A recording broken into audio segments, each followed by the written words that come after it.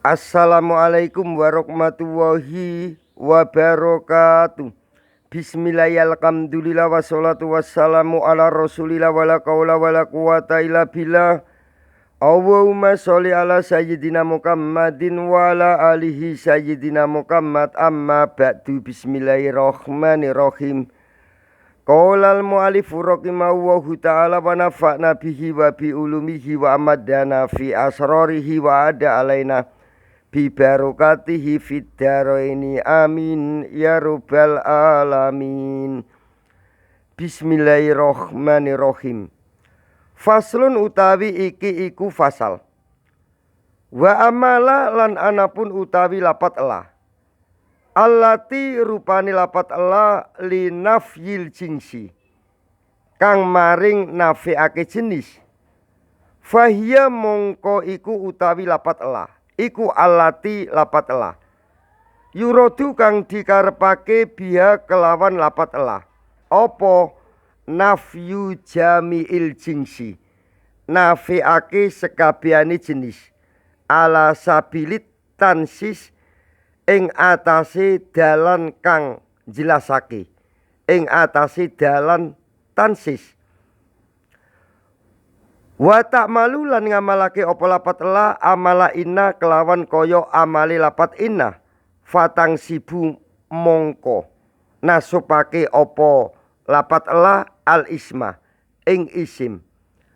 Wa tarfa'u lan ngrufa'ake apa lapat Allah al kubara ing kubar bisarti ayakuna kelawan syarat yento ono opo ismuha isime lapat Allah wa kubaruha lan kubari lapat Allah iku nakirotaini rupa isim nakiro karuni wa ayakuna lan syarat yento ono opo ismuha isime lapat Allah iku mutasilan kang sambung opo ismuha biha kelawan lapat Allah. Fa ing kana mongko lamun ana apa ismuha isimi lapat Allah iku mudhufan lapat kang dimudhufake apa ismuha au musabbahan utawa lapat kang diserufake apa ismuha bil mudhofi kelawan mudhof. Fa huwa mongko utawi ismuha iku mu'rabun lapat kang diirobi opo ismuha mangsubun kang diwaca nasab opo ismuha. Nakula sokiba ilmin mangkutun. Umpamane contoh lapat la sokiba ilmin ora ono wong kang anduweni ilmu iku mamkutun kang dibendoni. Wala tolian lan ora ana wong kang munggah jabalan ing gunung iku kadirun kang teka. Wal musabbahu utawi lapat kang diserupakake bil mudhofi kelawan mudhof. Huwa ya al musabbahu bil mudhof. Iku ma lafat. Itasola kang tetemu bi kelawan emah. Apa saiun sewiji-wiji minta mami maknahu saking sempurnane maknane emah wa ingkana lan lamun ono opo ismuha isime lapat Allah iku mufrudan rupa lafat kang dimufrutake bunia mongko dimabniake opo ismuha alama ing atase lapat yungsobu kang diwaca nasab opo ismuha bihi kelawan emah laukana lamun ono opo ismuha iku mu'ruban lapat kang diirobi wanakni lan ngersakake sapa ingsun bil mufrodi kelawan lapat kang dimufrodake huna ing kene panggonan bab lanafi wa fi babinidai lan ing dalem bab nida. Ma ing lafat laisa kang ora ana apa ma iku mudhufan lapat kang dimudhufake wala sabihan lan ora lapat kang diserufake bil mudhofi kelawan mudhof Wa ingkana lan lamun ana apa ismuha iku musanna rupa isim tasniah au majmu'an utawa rupa isim jamak. Fa ingkana mongko lamun ana apa ismuha iku mufrodan rupa lapat kang dimufrodake au jam'a taksirin utawa rupa jamak taksir. Bunia mongko dimabniake apa ismuha alal fatki ing atase karokat fatkah. Nakwu la rojula kadirun. Umpamane contoh lapat la rojula ora ana sapa wong lanang iku maujud iku kadirun kang teka. Wala rijala lan ora ana sapa pira-pira wong lanang iku maujud iku kadiruna kang teka. Wa ingkana lan lamun ana apa ismuha iku musanna rupa isim tasniah au jam'a mudzakkarin utawa rupa isim jamak mudzakkar saliman kang selamet apa jamak. Bunia mongko dimabniake apa ismuha alal ya'i ing atase kurep ya. Nakwu la rojulaini fidari. Umpamane contoh lapat la rojulaini ora ana sapa wong lanang loro iku maujud iku fidari ing dalem omah. Wala qaimaini lan ora ana sapa wong kang ngadeg loro iku maujud iku fisuki ing dalem pasar. Wa ingkana lan lamun ana apa ismuha iku jam'a mu'anasin rupa jamak mu'anas saliman kang selamat apa jamak. Bunia mongko dimabniake apa ismuha alal kasri ing atase karokat kasro. Nakula muslimati kadirotun. Umpamane contoh lapat la muslimati ora ana sapa pira-pira wong wadon muslimat iku maujud iku kadirotun kang hadir atau kang teko. Wakot bunia wakot yubna ngono ya. Wakot yubna lan terkadang dimabniake apa ismuha alal fatki ing atase karokat fatkah. Wa ida takarorot lan ing dalem nalikane bulan baleni apa lapat lah. Nakwu la kaula wala kuwata. Umpamane contoh lapat la kaula ora ana daya iku maujud wala kuwata lan ora ana kekuatan iku maujud. Jaza mongko wenang finakiroti ing dalem isim nakira al ula lapat kang kawitan apa al fatku kewaca fatkah warrafu lan kewaca rufa. Fa ing fatakta mongko lamun maca fatkah sapa sira ha ing annakiratul ula jaza mongko wenang fisaniati ing dalem lapat kang kaping pindho apa salah satu aujuhin ana telu pira-pira wajah rupane al-fatku kewaca fatkah wa nasbu lan kewaca nasab warrafu lan kewaca rufa.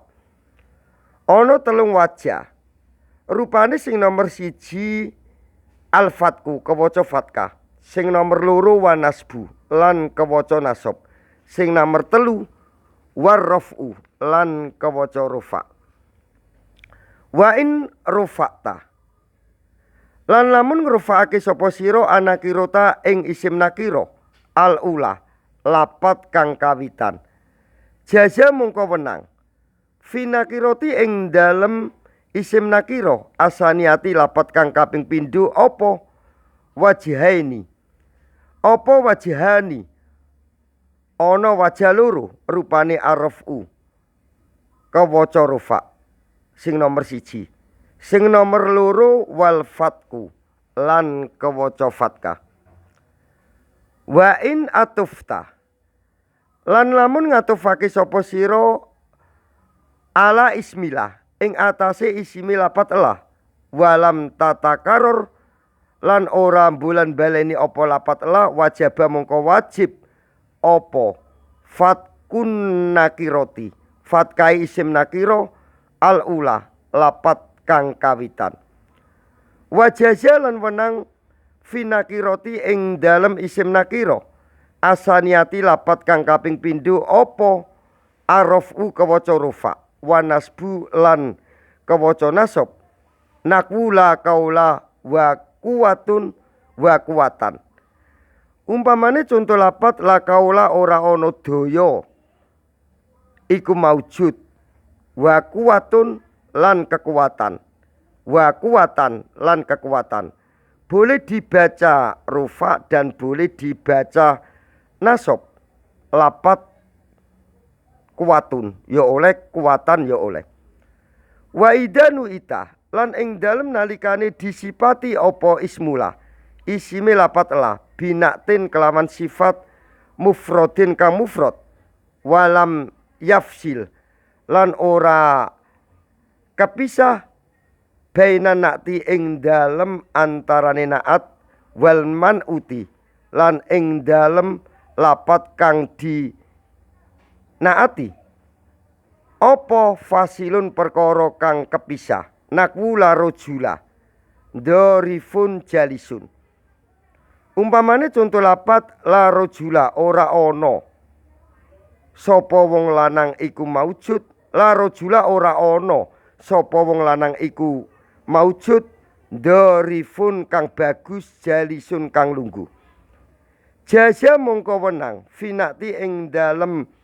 naat apa alfatku kawaca fatkah wa nasbulan kawaca nasab wa rafu lan kawaca rufa fa in fasola mongko lamun misah baina nakti ing dalem antarane naat wal manuti lan ing dalem antarane manut apa fasilun perkara kang kepisah aukana utawa ana apa anak tunaat iku gaira mufradin saliyane kang mufrad jaza mongko wenang apa arafu kawaca rufa wa nasbulan kawaca nasab fakot mongko bloko nakwula rojula jalisun dorifun wa dorifan umpamane contoh lapat la rojula ora ana jenise wong lanang iku maujud jalisun kang lungguh dorifun kang bagus wa dorifan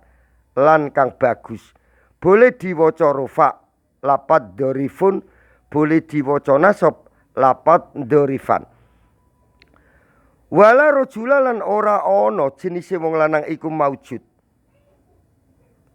tolian wong kang munggah wa toliun lan wong kang munggah jabalan ing gunung kadirun kang teka wa ida juila lan ing dalem nalikane ora diketahui apa kobarulah kobari lapat elah wajaba mongko wajib apa dikruhu nuturake kobarulah kama koyok keterangan masalna kang nyuntukake sapa kita ing emah waka qaulihi alaihi salatu wassalam waka qaulihi lan koyok dawuhe Kanjeng Nabi Muhammad alaihi salatu wassalam la akada akyaru minallahi la akada ora ana sapa wong sewiji iku maujud iku akyaru luwe isin atau luwe cemburu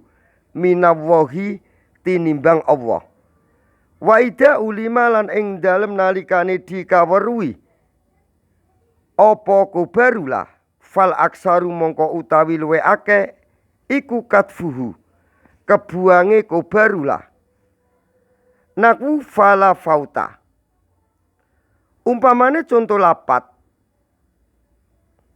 surat As-Saba ayat 51 fala fauta mongko ora luput iku maujud fala fauta mongko ora lepas iku maujud mongko ora luput iku maujud ayat tegese lahum maring kufar surat As-Saba ayat 51. Contoh meneh surat Asy-Syu'ara ayat 50, ayat 50. Wala doira lan ora ana bahaya iku maujud, lan ora ana kemelaratan iku maujud. Ayat tegese alaina ing atase kita. Wala kaula lan ora ana daya iku maujud, wala kuwata lan ora ana kekuatan iku maujud. Ayat tegese lana iku keduwene kita. Wa in dakolat lan lamun manjing atau melebu apa lalapat lah ala ma'rifatin ing atase isim ma'rifat au fusila utawa dipisah bainaha ing dalem antarane lapat lah wa baina ismiha lan ing dalem antarane isime lapat lah apa fasilun perkara kang kepisah. Wajaba mongko wajib apa ihmaluha nganggurake lapat lah wa wajaba lan wajib apa raf'uma ngrufaake lapat ba'daha kang ing dalem sakwise lapat lah ala anahu ing atase sak temene wajaba raf'uma iku mubtadaun dadi mubtada wa kobarun lan dadi kobar. Wa wajaba lan wajib apa tikraruha atau takraruha bulan baleni lapat lah nakwu la zaitun fidari wala amrun. La zaitun ora ono utawi zaid iku fidari ing dalem oma wala amrun lan ora ono utawi amr. Wala fidari lan ora ono, wala fidari lan ora ono iku tetep ing dalem oma rajulun utawi wong lanang, wala imro'atun lan ora ono utawi wong wadon. Wabillahi taufik wal hidayah waridho wa inayah. Assalamualaikum warahmatullahi wabarakatuh.